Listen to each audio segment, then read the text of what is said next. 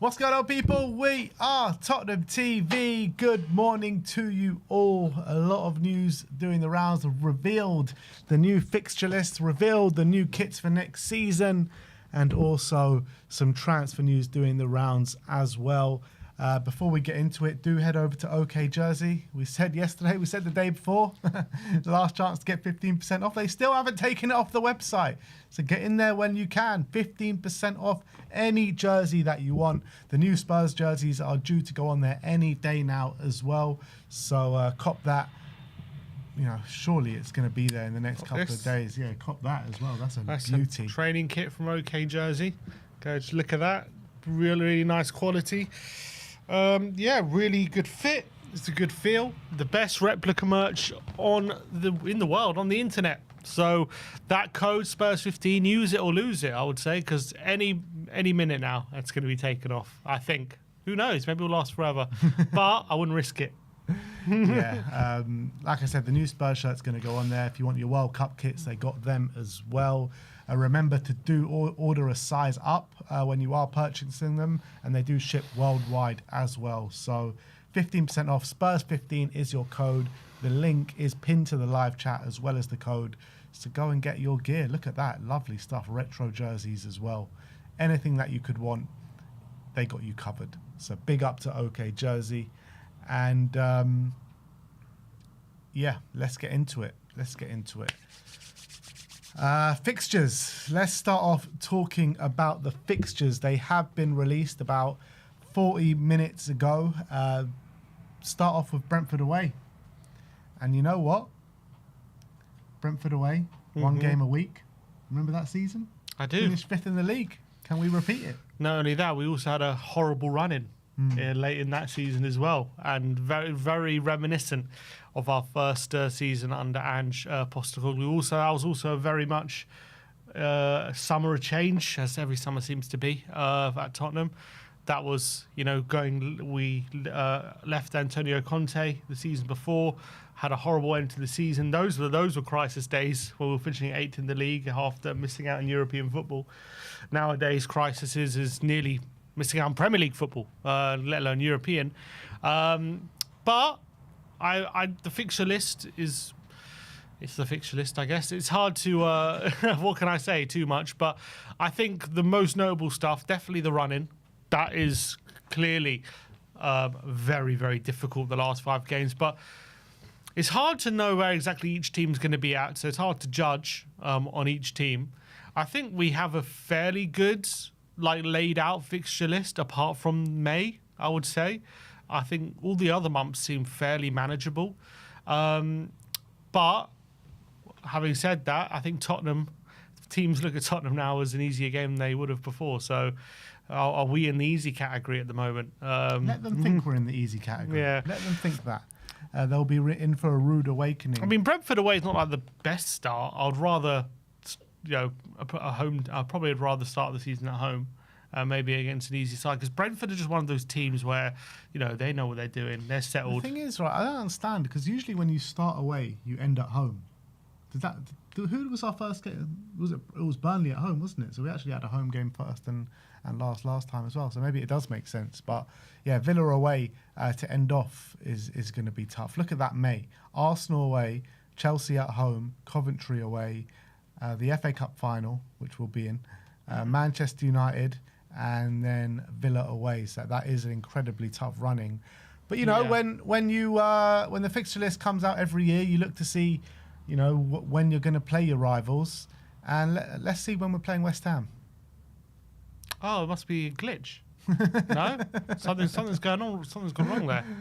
When is the West Ham fixture? Can you see West Ham there anywhere? Anyone? Not sure. No. Check one more time. No. Seems maybe we'll get them in the second round of the Carabao Cup. You never know. But yeah, look. Did they come in the first round? I don't know. I don't even know these days. No, I think they're in the second round as well. But I think when you look at it, I think the fixture list is really nicely laid out. You don't have too many top teams clunked together. Apart from May, I think that you have the majority of the top 6 away in the first half of the season as well. Second half of the season, you know, as you said to me in the car, you know, it's only Arsenal away in the second half. So yeah, that's quite a crucial thing. I think getting all the top 6 teams away from home out of the way in the first half.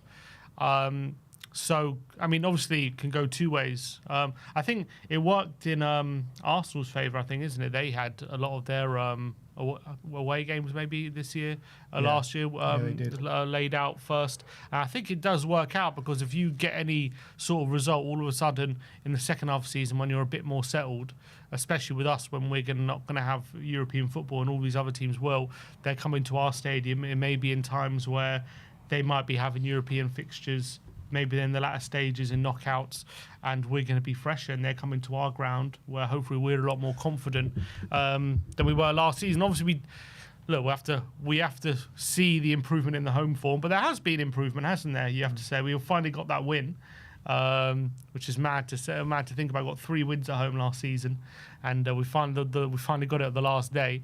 But the improvements, the performances at home under De Zerbi were much better, weren't they? We're unbeaten at home, actually. Unbeaten at home, yeah. 2 draws and a win, isn't it? Yeah. So I think we're going to see a different Tottenham at home. I love the thing. Even if we get bloody 6 wins, that's double our home wins. Yeah. So I'm pretty confident we're going to be much better at home next season.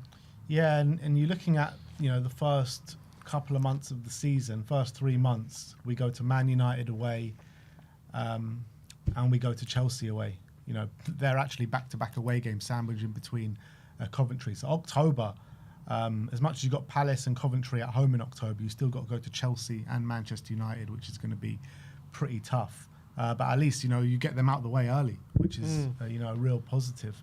I think the start of the season is fairly hard. You know, Brentford away is always a hard place to go. Newcastle at home will be a tough game. Forest away is a tough game. Villa, you know, Villa always seem to beat us at the Tottenham Stadium. So these kind of games, it's a really tough start for De Zerbi. Yeah. I think if you look at the Premier League at the moment, it's true. So what is an easy game? You know, apart from the promoted teams, what would you look at the fixtures and go, yeah, that's easy? Maybe Palace at home, but they're in October.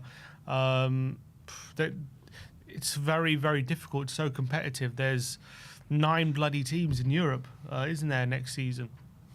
You do expect to beat like the bottom half of the teams at home. That's what the expectation should be. Yeah. I'm saying, looking at the fixture list, it's a difficult start. It's a difficult start. I mean, it could be more difficult. Yeah. But it is. It's not an easy start. But that's the Premier League. I think there's no easy games. I think Brentford away, though, especially, is going to be a nighttime game. It's the only game that at the moment has been selected for TV on the opening day. It's not that kind of game. Is not ideal, just because Brentford are like a settled team.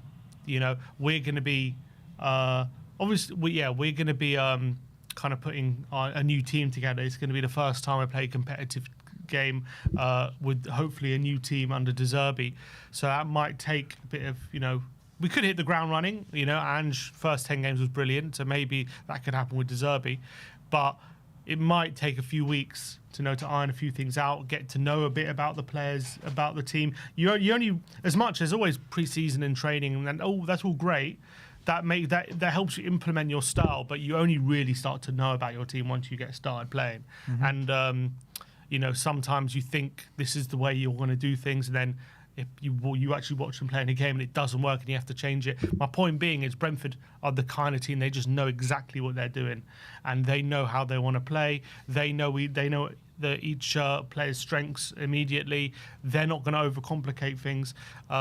So going away to them in the first game is just not ideal. You'd rather go because they're going to be a bit pragmatic. They're not going to make it easy for you. And they're going to go set pieces. They're going to throw caution. They're going to be aggressive. They're going to try and bully us as well, which can be an Achilles heel for a De Zerbi team sometimes. So I'd rather be playing maybe a team that's going to go at us a bit more, and we can maybe take them by surprise, to be honest, rather than a team like Brentford. But it's not an easy game, especially under the lights. But you know what? that was our first game under Ange. We got a 2-2 draw in that one. Frank was the manager back then. We'll see. We'll see. Maybe we can surprise a few people. The thing is, you never know what kind of Brentford are going to turn up. That's the thing. So yeah, it's a difficult start, but it's a good first test for Roberto De Zerbi to start the season with. And you like to get these games out of the way as well. Well, that probably goes for the majority of away games in the Premier League, to be fair. I think December looks tasty. You've got a double header against Fulham and Arsenal at home, Hull and Liverpool away back-to-back, and then Bournemouth and Brighton at home back-to-back. So some tough home games in there, and Liverpool away, which is obviously one of the toughest games of the season. So Arsenal coming in early December and early May. Yeah, which is, first of all, we're playing them at home first. We usually, most seasons, play them away first, don't we? Play them at home later on. And, December. When was the last time we played them in December? Yeah. And May. We're playing in May. Yeah, I think the last time we played them wasn't the 3-0 one in May, or was that late April? The 3-0 one, that was in May. That was in May, yeah. Yeah. That was in May. Obviously, the last North London derby at Highbury was in May.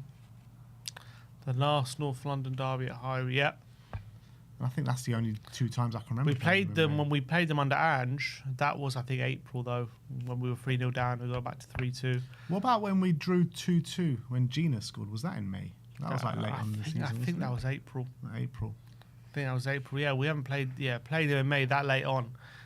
Could be a lot riding on that game. Could be a lot riding on that game. When was the last time we played them away second? I'm off the top of my head, trying to remember. I swear we always played them at home second. I think the last time we played them away second, off the top of my head, I think was under Mourinho. We lost. What, the Lamella game? Yeah, that's probably the last time. So like 4 or 5 years ago. And then even before that, we in my mind, I'm going back a few years till we played them away second. You're looking at probably, bloody hell, 20 away second. Yeah, 2012 maybe, when we lost 5-2. Yeah, which is like 2 in like 15 years. Yeah, that's crazy. But look, it's either how rare it is. It's either we can go to the Emirates, win the league, or stop them winning the league. One of the two. Or claim Hopefully it goes that football. far. Hopefully it goes that far. 3 games in March only, 3 games in April only. I like our run from like February up until May, or even January up until May. I think we can get a lot of points on the board from January to May. From January to May, yeah. That's also, I think we have some good spells in the fixtures. I think, look, if you're just judging it by top 6 and how spread out that is, obviously they're quite clumped together. But I think there are some decent runs you're looking at. I think, as you say, January to May. I think up until October, not like loads of top 6 games as well. Up till the end of November, Up until the end of November, it's not this. We've got United away and Chelsea away, and that's it. Up until the end of November, but obviously then you'll just be still discounting all these other teams who are so hard to play against, who have shown us up over the last few years. You look at our away games, February to March. You got Brighton away, Bournemouth away, Everton away, Newcastle away, Arsenal away. Well, that's all our away games in a row, and they're all very difficult games. Yeah, they're all difficult games. Yeah, I don't think there's no really easy games, is there, in the Premier League? In terms of if you're looking at games, obviously we're not in Europe, but if you're looking at maybe games in between cup games, is there anything of note there? I'm just looking on the screen.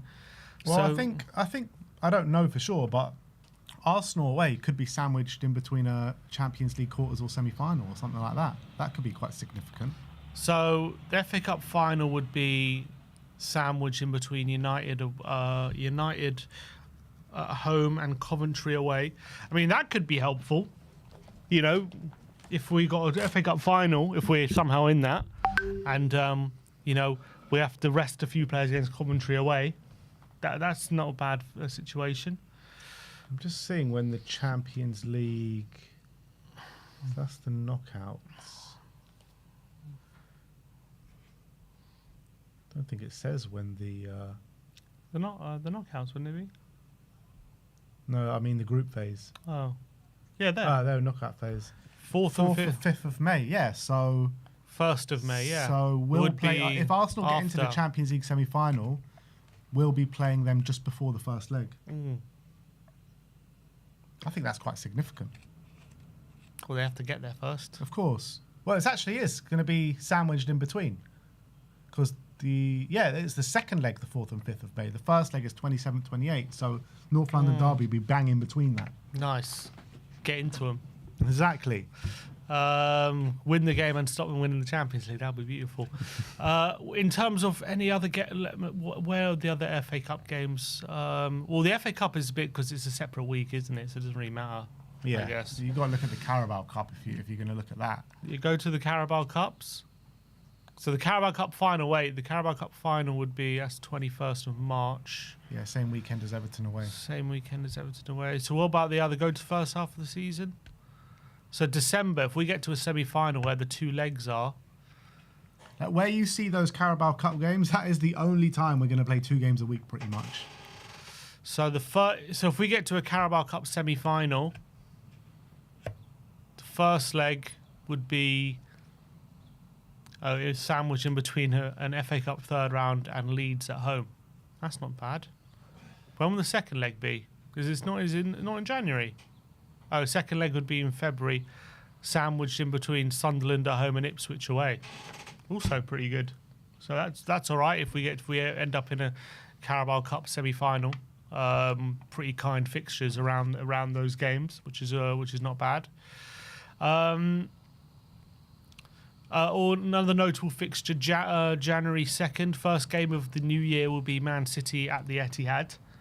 So that could be, a great time to be going to Man City. We always do well there, and opening the new year in a game like that could be good. Could be good. Let's do it, man. Let's do it. I like these fixtures. I think. I'm not mad about that run-in, to be honest.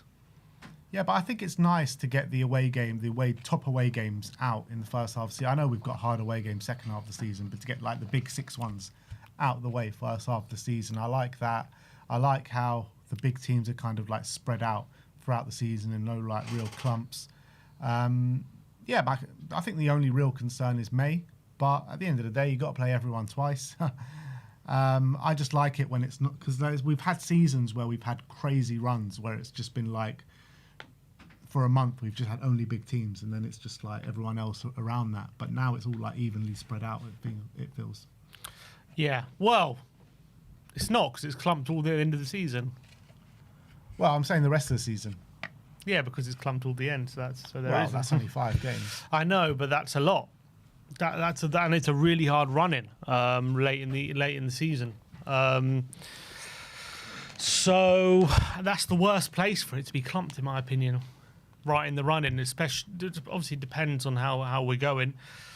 But if we're fighting for something, and then it's a very tight race for what race is, and then you come into that run-in, it's quite a daunting run-in.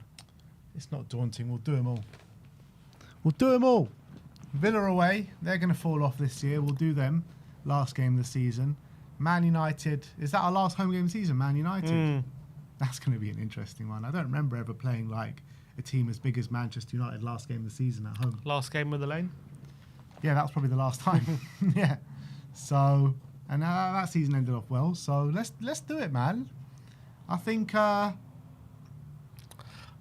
away, Chelsea at home, Coventry away. apart from United Arsenal at away, home. I'm not too daunted by those fixtures. Just saying, it's a very tough run-in. Very tough run. I mean, playing 3 of the top 6. Well,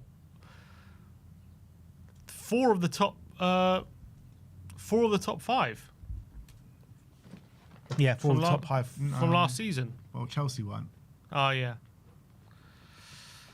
3 of the top 5. 3 of but the they'll have top Xabi 5 Alonso. plus 3 of the top 5 plus Chelsea Yeah. in the final one to May. I mean, could have been easier, if I'm being honest. But hey ho, I just remember that season under Ange, we were doing well, and we were in the ascendancy in that top 4 fight, and then that run-in came and we fell apart. Yeah, but we had a lot of it was down to injuries as well. Though we had barely any players left. I know, it wasn't that. It was just the difficulty of the fixtures on that season. I think we got to. We're going to have a better team, hopefully. Yeah, let's see. If we do sign Tonali, Newcastle away, home. Sorry, second game of the season could be feisty. If what? If we do sign Tonali. Yeah, he is going to be a pantomime villain that day. Yeah, that could be interesting. When are we going to the bridge? When will that be? It's early. Going to the Scroll bridge up. is in the first few months of the season. No, up. September, is it? October. Chelsea away. Okay. Old Trafford, yeah. In it's October. Pretty nice November. Leeds away, Ipswich at home, Sunderland away. Not bad. Yeah, and I feel like Sunderland are going to drop off this season. Leeds might drop off a little bit as well. If you just take it month by month, there's no real month I'm daunted by apart from May. Yeah, May's the only one. That's what I'm saying. Is where you're like, God, how are we going to manage that? But that's the worst one to have it there. Yeah. Wish it wasn't in May. But maybe we can build some momentum going into May with the fixtures. Maybe. We will build momentum going in. We will. We're going to have a good season, people. European football is coming back home. And yeah, look, decent fixture list. Let us know your thoughts in the comments section below. The kits have also been launched for next season as well, home and away. So let's go and have a look at that on the Spurs social media. Let me just get it up. So there you have it.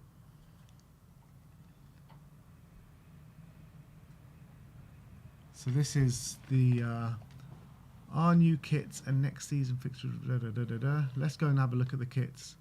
But I mean, it's kind of no secret because they were leaked like ages ago. But the home kit here, you know, very plain. As we expected, similar to Spurs at I like Wembley. the kind of like pattern on it.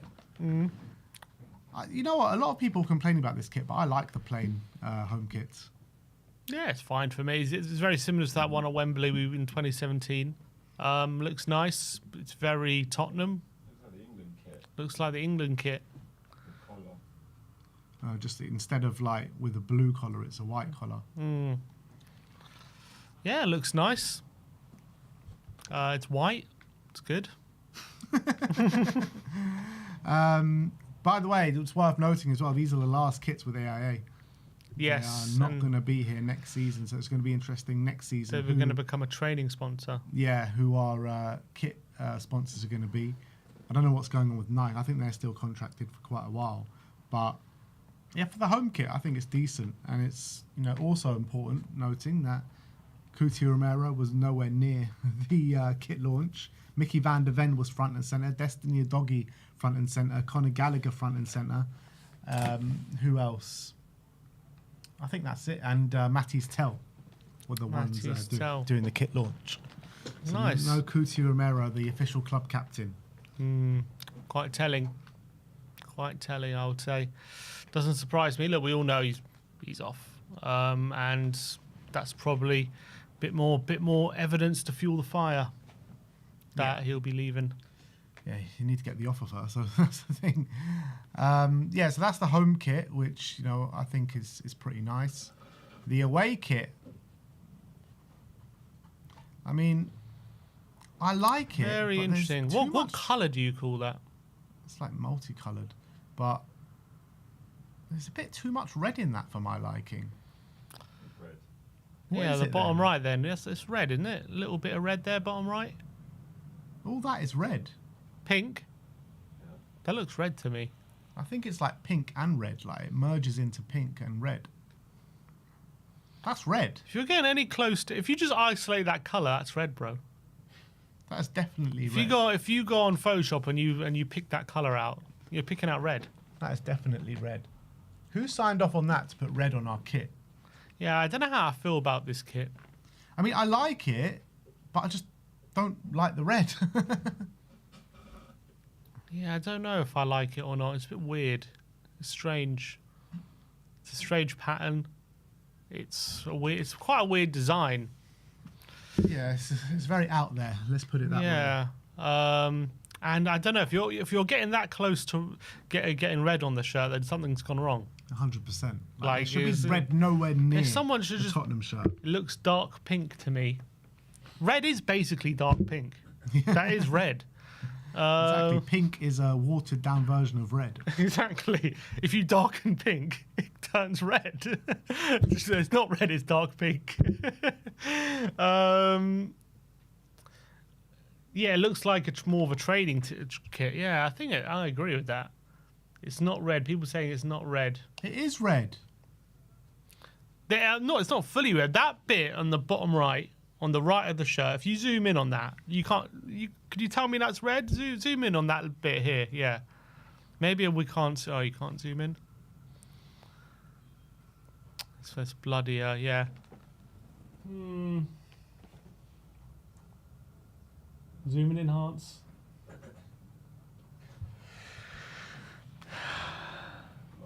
No, it's bloody website. What happened to the best website in the game? Yeah. Let's zoom in here. No, it does look less red here. This looks like orange. Yeah, it looks more orangey. It's too close to red for my liking. You shouldn't be anywhere near the colour red. You shouldn't even be looking at red. You shouldn't be thinking about red. Yeah, it shouldn't come into your thought process. Yeah, it shouldn't there should be someone in the design room, someone who's proper Spurs, saying that is too close to red. This is Vinay's idea, isn't it? Yeah, of course it is. That's that. He's leaving subtle clues. That's what he's doing. He's leaving hints. He wants to be caught. That double agent. Telling you. I actually quite like the kit, apart from the red in it. I think it's a nice kit. I think they're going for that. What was it, that weight? Like not exactly the same, but like a bit of a funky away kit. Like I remember when we had. It was under Nuno, under Nuno. Yeah, that one. That was like a space one, wasn't it? What else we had recently? We had like the tie-dye one as well. The tie-dye one. What was that? Maybe that was the one that we were talking about under Nuno. With Dele Alli and the dreads. So I don't look. So they're obviously not. They're going for one that's not as bit more out there. But could they not have done just without anywhere near the red? We can't get away from the red, people. Can't get away from it. But look, a kit is also only as good as how the team plays in it as well. So if we play well in it, then nobody. I'm happy. I'm happy we're not doing light blue. I hate light blue. That green kit from the Champions League semi-final. Like I hated it when it came out, and it grew on me as the season wore on. And then as soon as Lucas scored that goal, true, it's a legendary kit. Yeah, you know what? We win if we go away at Arsenal. We're not going to be wearing this kit if we play away at Arsenal. Too much red. Too much of a kit clash. Yeah. But I'm happy this one is our away kit's not light blue, because I feel like we always do so bad in light blue. Like our record in light blue must be horrendous. Yeah, I mean, we don't have a record of this colour kit, so let's see how it goes. I guess like purple, orange, pink, yellow, whatever it is. Like there's just navy in there. There's so many different colours on that kit. I like a nice either black or navy dark blue shirt, and they've got it half right. They've just added these red claws. I don't know. I'm not so sure about it. It's funky, man. I don't mind a funky shirt, but why? I don't know. I don't know why they've gone for that kind of colour. Yeah. I don't even know if it looks that nice, to be honest, with that colour. As well, like I think it's hard to tell in these kind of pictures what it's going to look like on the pitch. It always looks different on the pitch than it does in these kind of pictures. They got the Nike symbol the right way up this time, so that's good. I think so. They're going to release a third kit probably. What with another retro. I don't know if it's got. I don't think it's got the retro, the third kit. But apparently the third kit's going to be like just proper purple. Proper purple. Proper purple, yeah. Okay. So you know that purple kit that we had with Dele Alli. It's going to be that kind of purple. You know the purple in '98, the away kit that year with David Ginola. I think it's going to be like a kit like that. See, what I hate, I don't like when the third kit and the second kit, like, for me, there should be real clear definitions in colours. And so, like, if that's the away kit and then the other one is purple, what situation would call for a third kit and not the second kit? You know what I mean? Yeah. Like, No, I agree. I would want like in a White, yellow, purple. Yeah, or exactly, or yellow, or maybe a green. Like, why? If you're going for that color for the second kit, then the third kit doesn't have a purpose. If you're going for purple, because it's the same kit kind of clash. I totally agree. It's also that if I don't know if it shows the picture of the back, but the back is just like navy. It's just pure navy.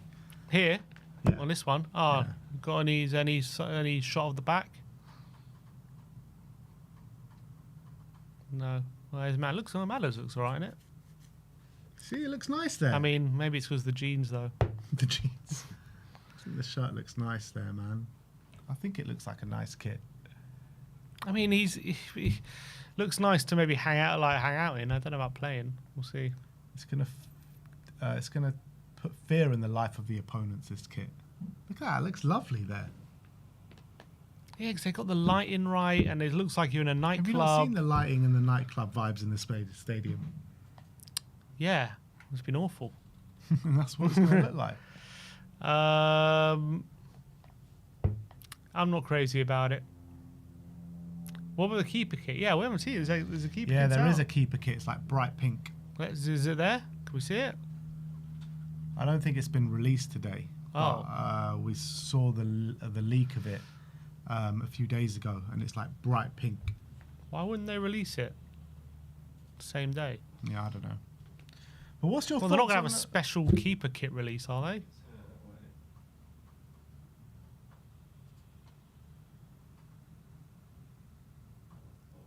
Oh, God, how much are the prices? I don't even want to see. £90. Oh, my That's God, that's for the women's version. one. How much is the men's one? 130. What is that? What is That's the that? elite one. I don't know why you're shocked. It's the same price as last year. It's just... What, 135? Yeah, for the elite version. That's ridiculous.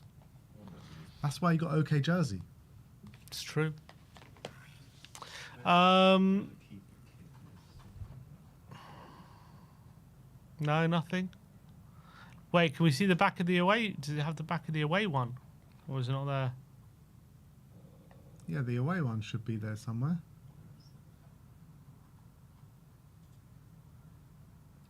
Oh, there you go. Oh, There's the keeper one. There we go. Oh. Hmm. That looks a bit weird. It does look weird. Why did they put that bottom bit in? That bottom bit looks very strange. Very strange. Feels like they just forgot to colour the rest in. Yeah, that looks a bit strange. With a number, it might. Okay, so they've got a real zoomed in on the stripes, and yeah, you can see how different the colours are. Yeah, I like that, man. That's like what do you call it? What do you call it when you drop paint and in like a petri dish kind of thing? Yeah, I don't know what you call it, but I know exactly What do you say, mean. Sammy? Oil painting? Oil painting, maybe you call it that. I think that looks really nice, man. And then go to the. Yeah, it looks. I have to say, if you go back to that, by the way, quickly, it looks a lot less red there. Yeah, That doesn't look red. yeah, that looks orangey. That looks orangey. Maybe we're going overboard on the red. The other picture did look red, though. Well, actually, it does look red on the bottom left, though. I'm not sure about all of this. I'm not sure about it. Watercolors, that's it. Yeah, it looks like watercolors. Yeah, go look at the keeper kit. tie-dye. Hell, that is bright. Jesus, blinding. Now that is a funky That's kit. interesting. Yeah, that a is funky interesting. kit. KINSKY will look brilliant in that. I think the idea of having very bright keeper kits is it catches the striker's eye a lot, and when they're, I think subconsciously when you're going for on goal, sometimes because all of football and everything's a lot of it's in the mind, and if even for a split second you're in your mind you're thinking about the keeper and not the goal, the ball might end up hitting the keeper. There was a report on this a few years back about it, and that's exactly what they said. But these away kits actually remind me of the ones from the 90s. Do you remember the Ian Wright ones and the Espen Baardsen ones? All those funky kits that we had. Do you remember? Sorry? The ones from the 90s with Espen Baardsen and Ian Walker. Yeah. Yeah, I remember that. Not the same colour, but like similar funky design. But yeah, look, I've got no problems with the kits, really. I think they're nice. Let us know your thoughts in the comments section below. We've got a couple of super chats, which we'll get into. What have we got? Dark Sun G says, Coys, it's nice not to see West Ham away and Wolves away. Yeah, I didn't forget Wolves. We usually drop points to in 2 games a season. Nice to not play Wolves next season. Yeah, true. And KPV says, bring on the new season. It's about to get wild. Come on, you Spurs. We better beat Arsenal and stop them retaining the Premier League title. Come on, you Spurs. How sweet would that be if we're the team to stop them retaining the title at the Emirates? That'll be lovely. 1 sec, Sammy. I think he can come on. Sent him the link. Did you? Yes, and HQ just sent it to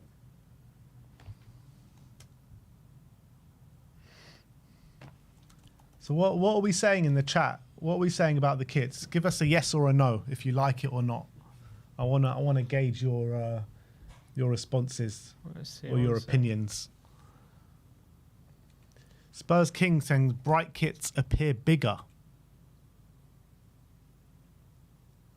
Well, a lot of no's. Gus Tiernan says the keeper kit is sick. Everyone's saying no, they don't like it. Gulab Jaman says basic. 5 out of 10 standard. Stop with the relegation players. KPV don't like it. Mid. Bradley Jack says yes. What? He likes it. Likes the kits. Jaden says the goalkeeper kit should be our away kit. Would you prefer that as our away kit, the goalkeeper kit? No. No. Sim's not having it. Mm-mm. I think the whole thing just needs a complete redesign. We need someone proper Tottenham, just like you need someone proper Tottenham in the changing room, in the boardroom. You also need them in the design room as well. Yeah. Get Toby Alderweireld there. Exactly. He's dying for a job. Yeah, maybe it's not going to might not work now. Actually, What might not work? he says he has to be done by 11:30. Oh, okay. Well, let's get into a Tottenham update then. Wait, is he joining or not? Just check if he's there. I'm checking, he's not there. Oh, okay. All right, let's leave it then. All right, let's get into a Tottenham update, people. A few bits and pieces doing the rounds. We're going to start off talking about Mickey van der Ven, a report from Fabrizio Romano, and it's all good news on the Mickey van der Ven front. We heard a rumour, we heard a report from Juiced, who was obviously bang on the money on the Van Hecker situation, and he's very close to the Dutch press and everything like that. He said that Barcelona and Liverpool circling around for Mickey van der Ven. However, Fabrizio Romano says, just like Pedro Porro, Mickey van de Ven is seen by Roberto De Zerbi as Tottenham's absolutely crucial player, an absolutely untouchable player. Spurs believe he'll be a huge part of the project on now and in the future. Expectation is there'll be no exit for him in the summer, and he understands there is no Liverpool move or no Barcelona move planned for Mickey van de Ven. Tottenham see the centre-back as a key part of the project. De Zerbi wants him to say, and no exit is planned this summer. Yeah, which is what we've been hearing pretty much from the majority of the summer. Even the report yesterday from the other Dutch journalist, Mike, they were saying there's interest from Barcelona and Liverpool. He had said nothing about Van de Ven and Tottenham, although he was saying the contract negotiations are stalling, which, to be fair, we haven't really heard any update on. So let's hope he signs, and let's hope that any kind of uncertainty can be put to bed. I'm pretty sure if he is to stay Van de Ven, surely he has to sign. No, he doesn't have to sign, but I mean, surely he will, because why would he stay and not sign? You know what I mean? That makes no sense. Yeah. Because why would he not want to get a higher wage if he wants to stay? So surely that will happen. So I want to hear that kind of news. But of course, from Tottenham's point of view, we would obviously not going to want to sell, and he's one of our main players, especially now Romero. We know Romero's leaving, Van Hecke through the door. We don't want to lose both Romero and Van de Ven in the same window, even with Senesi's already come in. So I think it makes a lot of sense. It doesn't surprise me at all. Yeah. It's good to hear, though. Yeah, we need that contract signed. We won't rest until that contract's signed for Mickey. Big up, they got Porro over the line. Time to get Mickey van de Ven over the line as well. Interesting report from Fabrizio as well on Antonin KINSKY. He says that at the moment, De Zerbi sees Antonin KINSKY as his #1 goalkeeper. The plan would be for KINSKY to be first choice with Tottenham, then looking for a second choice keeper to play behind him, which will allow Vicario to leave, which we'll get onto Vicario in a minute. But this is what I've wanted since the back end of last season, to be honest. I never really saw why we should be going for a Verbruggen or a Trafford who's the same age as him. I think KINSKY's earned the right with the way he finished the season. I think his shot stopping has dramatically improved. He's unbelievable on the ball, and he's a player developing and getting better all the time. So I'm happy with this news.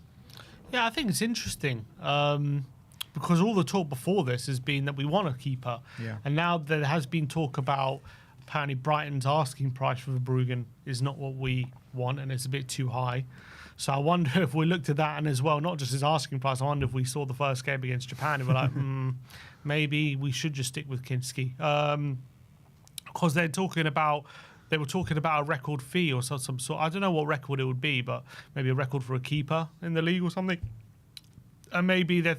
Look, for me, if we could get Verbruggen for 30 to 40 million, maybe 45 at a push, I think it's probably worth doing. Any more than that, then it's probably not. And I think it's probably worth just investing in KINSKY. Obviously, there's a lot of talk about Spurs spending lots of money on different players at the moment. So I think the keeper probably is one which is less of a priority than the others right now, considering we did see KINSKY play very well. And KINSKY is, the way he plays, a De Zerbi kind of keeper. So, look, I think I'm intrigued to see how KINSKY does, giving a full season behind him. I'm still not 100% sure on him just yet. Even I know he had a great 7 games, I'm still not 100% sure just on how the few of like his shot stopping and that kind of stuff.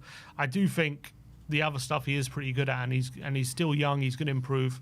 So I do think there's a talented keeper there.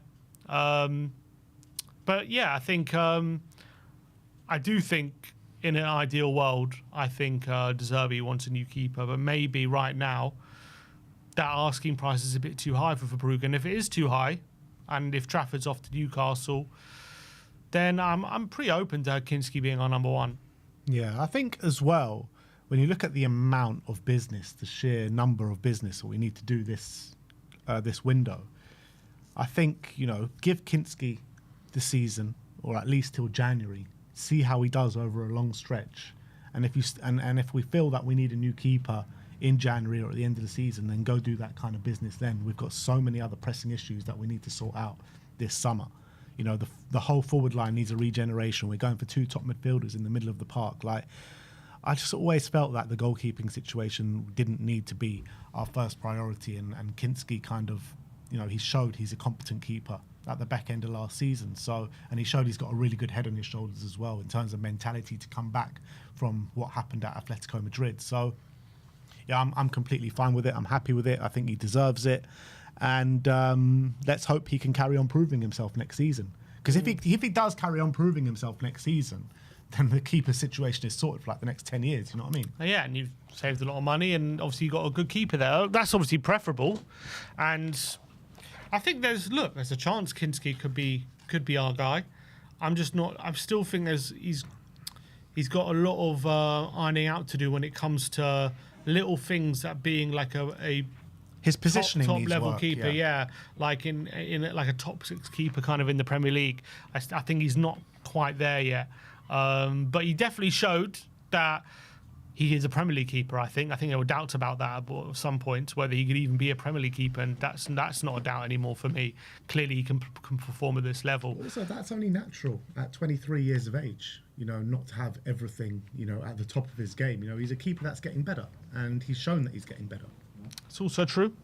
I'm just saying that if De Zerbi is he's been pretty ruthless with like Vuskovic, not ruthless, but he's like, I want Van Hecker, I don't want to blood in Vuskovic. He wants players who are ready now to be at that level where we want to be next season. Now, obviously, I think when you're looking to do what we're doing this summer, which is revolutionise the team, if you want to spend 85 million on Tonali, you want to spend maybe 85 million on Mathis Fernandes.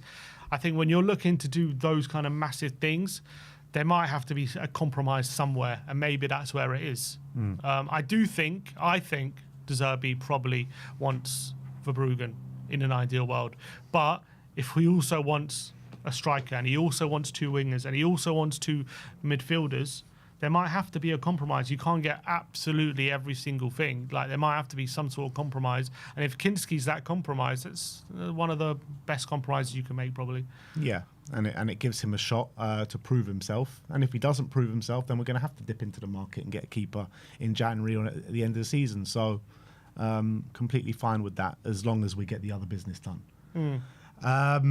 So let's talk about Vicario now, because there's been a report on him again from Damasio saying that Juventus' interest in Vicario is now increasing. They'd like a fee of around 30 million euros with a maximum of 15 million euros, and they have competition from Napoli. So it looks as though they could be pushing ahead with Vicario ahead of Emi Martinez. Yeah, we'll see. I mean, maybe the price is too much. Maybe that's what the sticking point is, and maybe they look at Tottenham thinking they're more willing to sell. They're probably going to lower their price if we really need. They're more desperate to sell Vicario than Villa are.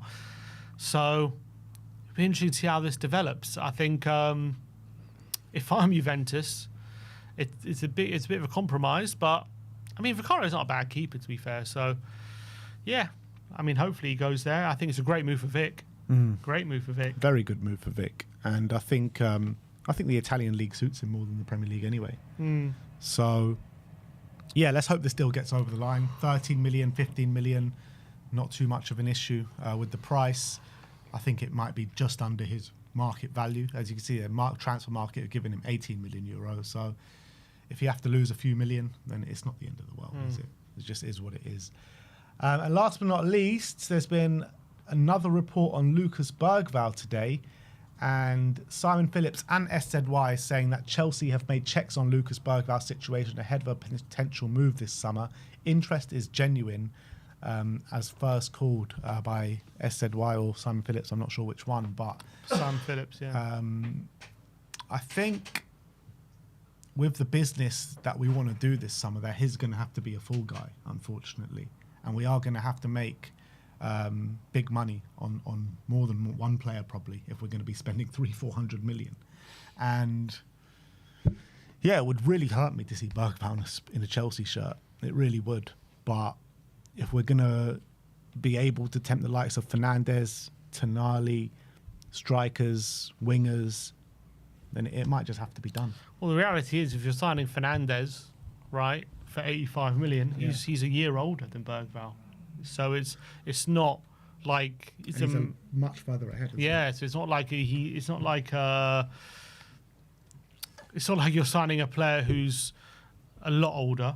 You know, it's 1 year, so you're talking about okay, we want to keep Bergvall and develop him, which I do, but like you're signing a player for 85 million who's only a year older, so it's not like that automatically is going to open up a space. Where's the space for Bergvall going to be? It's a difficult one. Obviously, the price will have to be right. I think we should obviously demand how much. How much? 50, 45.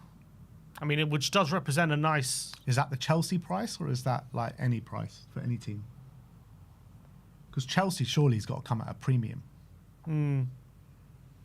Chelsea, I think, has to be 50. What, and everyone else? Maybe 40, 45, and until maybe It has to open be to more than 5 million, surely. I would say Chelsea 60. If Chelsea want one of our like star kids that has got Premier League experience, was our Player of the Year 2 years ago, 60 minimum for them. I think like 40 to 50 for anyone else. I really don't want to sell to Chelsea. I really don't want to sell to Bergvall to Chelsea. But if it ends up with Tottenham getting Tonali and Fernandes, and wouldn't be as bothered. And as much as soften the blow, as much as if it will hurt to see Bergvall leave, I think getting those two is worth it, wouldn't it? Or even if it's an Alex Scott, you would think, as much as I love Bergvall, at the moment he is still a lot more potential than he is on the pitch. Like, yes, he's performed well, but when you're talking about comparing him to some of the players we're talking about, it's just he's nowhere near we haven't seen anywhere near that level yet. We've just seen some good performances. I know he got Player of the Year, but even those performances are nowhere near what we've seen from the midfielders we're talking about. So yeah, I think for the first time, Jamie I'm open to it. Jamie Gittins went for 48.5 million. Yeah, surely true. Bergvall goes for more than that. Well, Gittins was probably showing more in the Bundesliga than Bergvall showing for us at the moment. I don't know, but you also got to take into account Premier League tax, rival tax, and he is a good player. So, look, I love Lucas Bergvall. I do think he could go on to become a top player. And I think I've seen enough from him in a Spurs shirt to suggest that he is a top talent. But at the end of the day, if you can get in players who are performing at a high level already right now, at very high. I'm not talking about performing at, a mid-level. I'm talking about performing at a top level at the moment consistently. Then it's as much potential Bergvall has. It's worth getting the other guys in if that's the direction you want to go in. Where did Chelsea see Lucas Bergvall fitting in? Because there's big rumours of Enzo Fernandez leaving. Are they like replacing Enzo Fernandez with Lucas Bergvall? Is that their plan?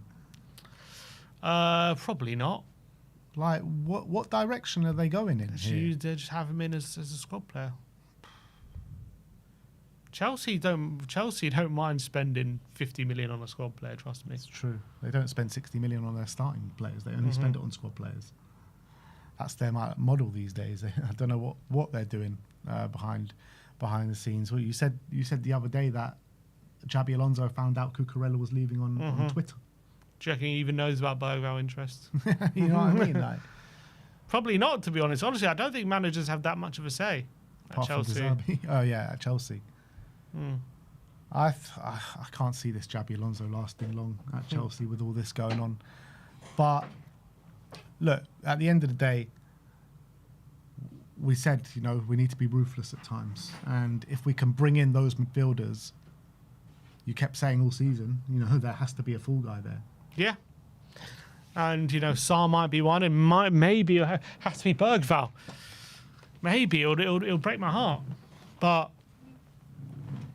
it'll also fix it again if we get it to Tonali and Fernandes. So obviously we need those two, or a equivalent like an Alex Scott or a Wharton to make it work. It's also very similar, not the exact same, but similar to the Vuskovic situation that we were talking about earlier with him and Van Hecker.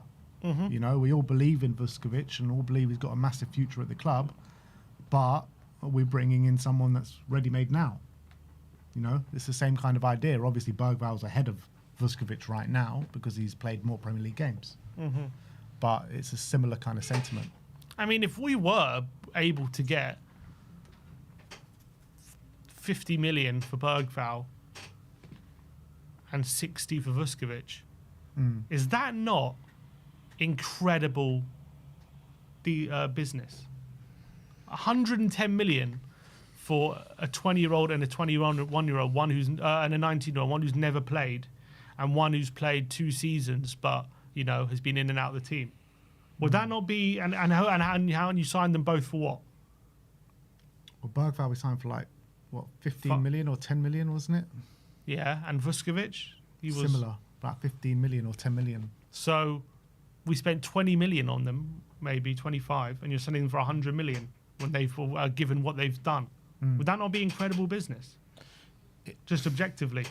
Well, objectively, yes, because of where they're at in their careers right now. But in a few years down the line, you could be looking back at it being like, oh man, you could be, but if you do that regularly, like even if they do turn out to be great players, right? You're still making a massive profit, and you're buying players ready now. I mean, that would be objectively brilliant business.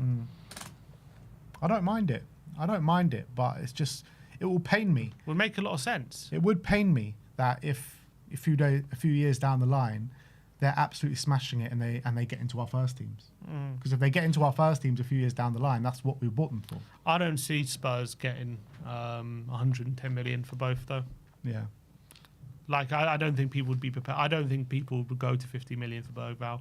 I think they would see him as maybe like 35, something like that, Probably. 40. And also Vuskovic, I don't think people are going to pay 60 in a moment for him. And also the aspect that Bergvall becomes homegrown after this season. Also true. And that is a massive value. Massive value. So look, we'll see how it all progresses. But apparently Chelsea making checks on Bergvall. Don't like it. I don't like it at all. If I see Bergvall in a Chelsea shirt, it will make me sick, to be honest. I wonder when they make their checks, what the noise coming back to them will be from Tottenham. Yeah. That's going to be interesting. Is it going to be no, you ain't getting him, or well, he's a talented youngster, but he's available for the right price? I wonder what the message will be. I reckon it would be available for the right price, because you just look at the players that we're trying to bring in. Like you keep saying, we can't keep stockpiling these midfielders. We've got so many at the football club. So I think, anyone apart from maybe a few in the squad, I think most players are going to be available for the right price. That goes for maybe the back line. I think they want to keep him, but I think Bergvall's available for the right price. Solanke, Richarlison, I think the majority of them, to be honest. If we get a big offer and we're able to bring in a ready-made player now, I think why not? At the end of the day, when you finish 17th twice, you're going to have to sacrifice maybe some potential for players who can get us back to that level. You need a certain baseline where the quality doesn't drop below a certain level. And unfortunately, over these last 2 years, as talented as these kids are, the quality of this team has just dropped well below the levels that we've needed it to be. And if it means there has to be a sacrifice just to get that, just to raise that level again, even if Bergvall turns into a world-class player in 3 years' time, it's a sacrifice that you might need to make. Just finishing off on something, actually, which I forgot, that João Palhinha, if the new kit launch, you can customize the kits and it's got pre-made customizations. And João Palhinha was actually there. That you can buy a João Palhinha shirt with the new kits right now on the website. You cannot buy a Kolo Muani shirt. You cannot buy anyone else, that's leaving or that, but Palhinha is not even officially on our books. So I find that quite interesting. Is that trying to... Who's anyone else apart from Muani? Well, just Muani, I guess. He was the only other player on loan last season. So you can't buy a Muani shirt, but you can buy a Palhinha shirt. That is, I would say it's interesting. The only thing I would say is maybe they think there's going to be a bit of interest there just because he saved us. He's a bit of a cult hero at the moment. So even if whether he stays or not, people might like a shirt of it with him on the back. But maybe there's something to it. Has there been a deal agreed? Is that Tottenham outing themselves? Have they let one slip? Very strange to have the whole squad and Palhinha just because he saved us from relegation. That is a bit strange. Well, he's a bit of a cult hero, isn't he? Isn't he? Yeah, but I mean, for the official club to be selling a Paulinho shirt, that's Because they odd. think there might be a bit of interest in it, and also they know there's a chance he's staying. Yeah, I think it's a bit fishy.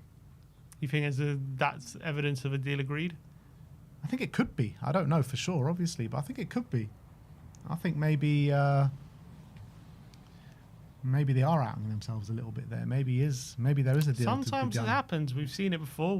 Brentford outed themselves with Frank when Frank wasn't doing the transfer welcomings, all that kind of stuff. And sometimes people say, yeah, it's nothing, no big deal, but it did end up meaning something. So maybe it does. Maybe it does. Who knows? Maybe Tottenham have let one slip here. Well, all will be Which I hope not, to be honest, because that makes no sense. Yeah. Because I wouldn't want if we're selling Bergvall for Paulinho, then I would disagree. I would disagree with that. I wouldn't want to do that.